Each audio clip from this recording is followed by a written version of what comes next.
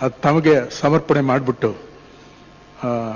ಒಂದು ಯಾವುದಾದ್ರು ಒಂದು ಕ್ಷೇತ್ರಕ್ಕೆ ಹೋದರೂ ಕೂಡ ಅಲ್ಲಿ ದೇವರ ದರ್ಶನಕ್ಕೆ ಹೋದಾಗ ಅದು ದೇವರು ಇಲ್ಲೇ ಬಂದ್ಬಿಟ್ಟಿದೆ ಅಂತಂತ ಹೇಳುವಂಥ ಸಂದರ್ಭದಲ್ಲಿ ಆವಾಗಲೇ ನಾನು ಇದನ್ನ ಯಾವುದೇ ವೇದಿಕೆಯಲ್ಲಿ ಹೋದ್ರೂ ನನ್ನ ಅಭಿಮಾನಿ ದೇವರುಗಳೇ ಅನ್ನೋದಕ್ಕೆ ಕಾರಣ ಅದೇ ಆಯ್ತು ಹೊರತು ಸುಮ್ಮನೆ ಏನೋ ಮುಖಸ್ತುತಿಗೆ ಹೇಳುವಂಥ ಮಾತಲ್ಲ.